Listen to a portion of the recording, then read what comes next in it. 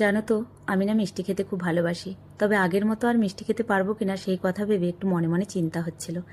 আসলে আজকের দিনটা হচ্ছে মঙ্গলবার, এখন বিকেল 4:30 মতো বাজে। আমি যে ব্লাড টেস্ট করিয়েছিলাম সেই রিপোর্টই এখন ডক্টরকে দেখাতে যাচ্ছি। কিন্তু দুঃখের বিষয়, এখানে এসে জানতে পারলাম আমার নাম্বার বেরিয়ে গেছে। আসলে বাবু স্কুল থেকে আসে না বলে আমার আসতে বাড়ি থেকে একটু লেট হচ্ছিল। রাজবাবু নাম লিখিয়ে দিয়ে গেছিলো, কি আর করা যাবে, এখন লাস্ট পর্যন্ত বসতে হবে। তবে জানো তো, এখানে যতক্ষণ আমি বসেছিলাম অনেক কিছু জিনিস আমি দেখলাম আর অনেক কিছু অভিজ্ঞতা অর্জন করলাম। আসলে আমরা যখন বাড়িতে থাকি, ছোটোখাটো বিষয়কে নিয়ে আমরা রাগারাগি মান অভিমান করি, কিন্তু যখন এখানে এসে বিভিন্ন পেশেন্ট বিভিন্ন ধরনের সমস্যা নিয়ে আসছিল, দেখছিলাম মানুষের বিভিন্ন রকম জীবনযাত্রা, সেগুলো দেখে মনে হচ্ছিল যে আমরা ছোটোখাটো জিনিসকে নিয়ে কত মান অভিমান করি, কিন্তু মানুষ কত কঠিন পরিস্থিতির মধ্য দিয়ে জীবন কাটাচ্ছে। সেগুলো দেখে মনে হচ্ছিল যে আমাদের এই ছোটোখাটো বিষয় নিয়ে বাড়িতে যে মান অভিমান রাগারাগি আমরা করি, সেগুলো তো তুচ্ছ। তাই ওখানে বসে বসে আমি ঠাকুরকে জানাচ্ছিলাম যে ঠাকুর, আমার শত্রু মিত্র পৃথিবীর সমস্ত মানব জীবকে আপনি ভালো রাখুন।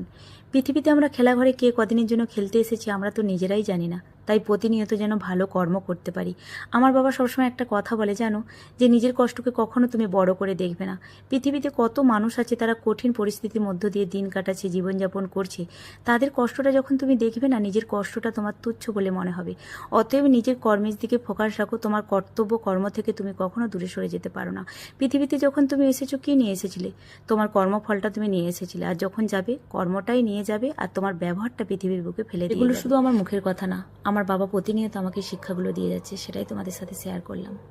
রাস্তায় যেতে যেতে এই মন্দিরটা পড়লো, তো মায়ের দর্শন করলাম। আমার রিপোর্ট সব ভালো এসেছে গো, শুধু ভিটামিন ডি একটু কম আছে আর হিমোগ্লোবিন, সেটার জন্য ওষুধ দিয়েছে। বাদবাকি ডক্টর বললো তোমার রিপোর্ট সব ভালো, হাড়ের মধ্যে কোনো প্রবলেম নেই, কিছু নেই। সুগার বলো থাইরয়েড বলো কোনো কিছু সমস্যা নেই, সব ঠাকুরের কৃপায় ঠিকঠাক আছে। তো চলো এখন বাড়িতে ফিরে যাই।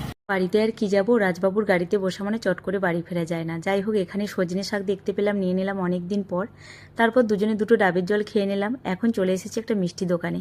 এখান থেকে চপ বেগুনি এগুলো সব নেবো, বাড়িতে গিয়ে মুড়ি খাবো ভাবছি। তবে জানো তো, তোমরা অনেকেই জানতে চেয়েছিলে যে দিদি ভাই তোমার রিপোর্টে কি আসে অবশ্যই জানিও। হ্যাঁ গো, আমার একটা কর্তব্য বানে, যেহেতু আমি তোমাদেরকে ব্লাড টেস্টের কথাটা বলেছিলাম, ওটা যদি না বলতাম তাহলে এই কর্তব্যটা আমার বানতো না। তাই আজকের ভিডিওটা তোমাদের সাথে শেয়ার করলাম।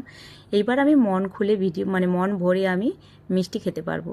না গো, এটা আমি আর কি করলাম, আসলে বয়স হচ্ছে, এবার একটু বুঝেই আমাকে খাওয়া দাওয়া করতে হবে। একটা সময় মিষ্টি খেতে ভীষণ ভালো লাগতো। যাই হোক, চলো এখন একটু চপ বেগুনি টেগুনি দিয়ে মুড়ি খেয়ে নিই। আর এই যে মিষ্টিগুলো নিয়ে এসেছি, এগুলো আমার মেয়ের খুব পছন্দের মিষ্টি, জানো তো, আগে খুব খেত। যাই হোক, আজকে তাহলে আসি, টাটা।